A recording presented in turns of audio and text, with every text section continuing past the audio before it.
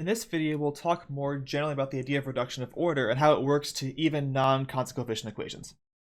Reduction of order applies well beyond just the simple repeated root case that we talked about previously. It works for really any second or higher order linear differential equation. The same ideas all apply. Basically, the idea is going from one solution and using that solution to reduce the order of the equation down by one. And we'll see what that looks like here with an example here with a second order equation. So we have our generic linear second order homogeneous equation given here, y double prime plus p of t y prime plus q of t y equals 0. And assume we know that y1 is a solution to this equation. How do you come up with that? Well, it could be a lucky guess and check. It could be some sort of method that gets you a solution. Doesn't matter. Now we have this guy. We want to use reduction of order to find a new solution by plugging in an unknown function v of t times y1. So let's take derivatives of this product function here, and then we'll plug them in and see what happens. So we have our function y2, which is v of t times y1. We can then take derivative using the product rule and take a second derivative the same way. And for convenience, we can collect this second derivative a little bit more. V double prime times y1 plus 2 v prime of t y1 prime of t plus v of t times y1 double prime of t. Now let's plug all this in, and then we'll at the end set to 0 and see what happens. So we start with just our equation, and then we plug in our derivatives. We have our second derivative. I'm going to drop the of t's at the back of all the functions to make it easier to write things out. So we can write this out as v double prime times y1 plus 2 v prime y1 prime plus v times y1 double prime plus our p of t, plug in our first derivative, and then plus our function itself, q of t times v times y1. Now we're going to collect terms based on the derivatives of v that show up in them. So we're going to collect terms here. We'll have a v double prime. It only shows up multiplied by a y1 in the first term up here. Next we have v prime, which shows up with a 2 times y1 prime up here in the first term, and a p of t y1 in this term. And then we have our last term, v, which is multiplied by y1 double prime in the first term, a p of t times y1 prime here in the second term, and then a q of t y1 in the last term. We want this to be equal to 0.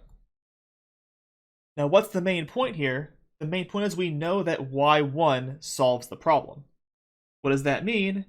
That means this term here is 0. This right here is exactly the equation that we knew y1 solved.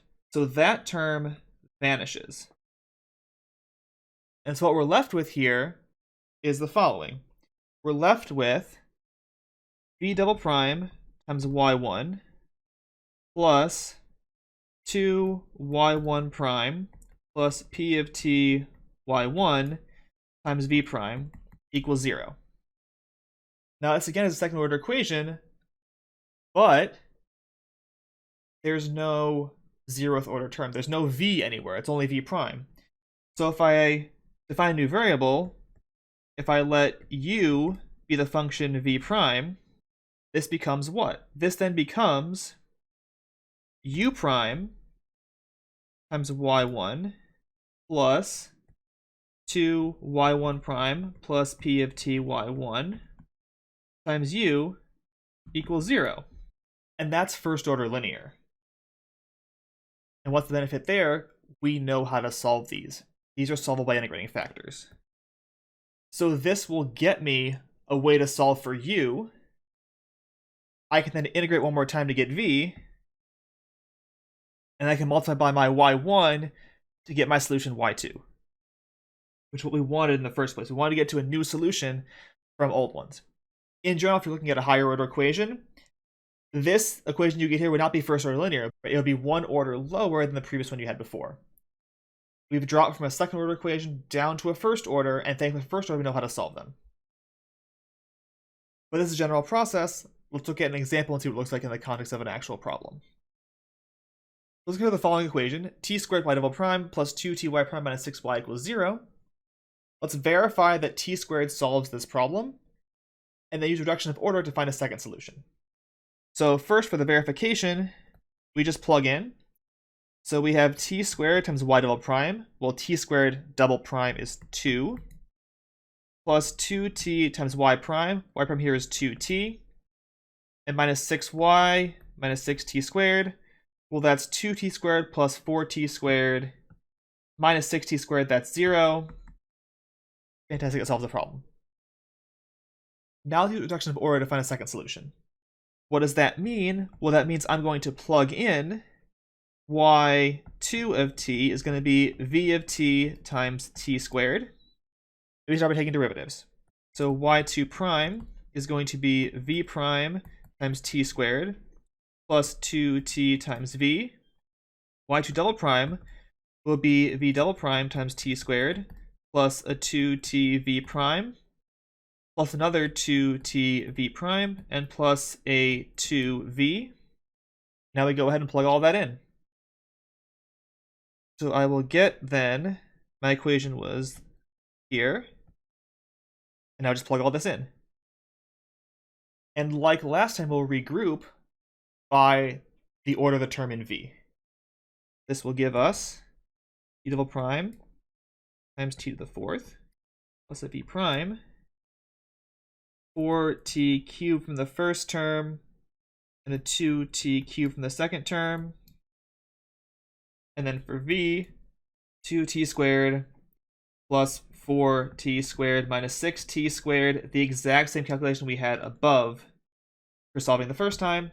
So that is in fact 0, which means the equation that I get is that v double prime times t to the fourth plus v prime times 6t cubed equals 0.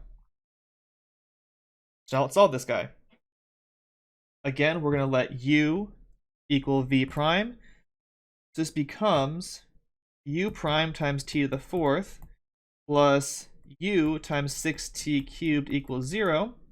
I'm going to divide through by a t to the to get u prime by itself. U prime plus 6 over t u equals 0. And now we can solve by integrating factors.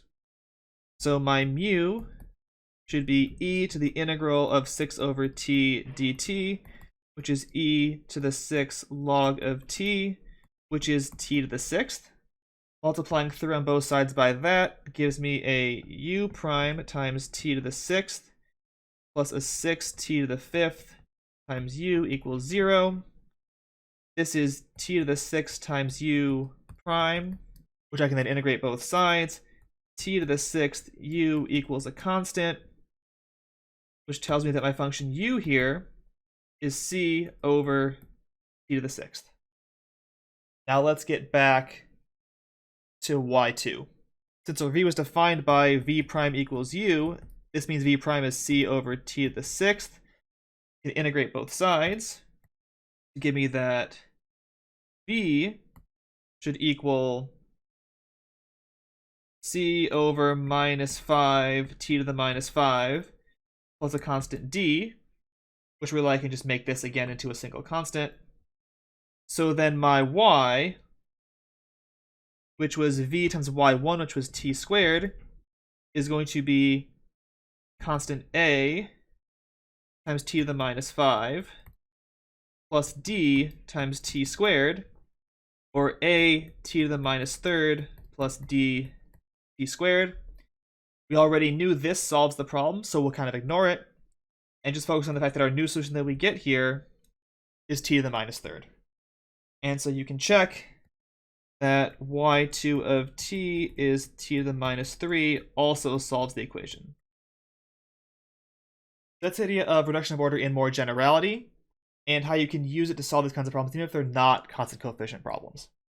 The method still works, the ideas are still the same, and you can use it in a wide variety of problems to help get from one solution to another. The starting point here is you need one solution. Once you have one, you can use it to then build up other solutions to these problems.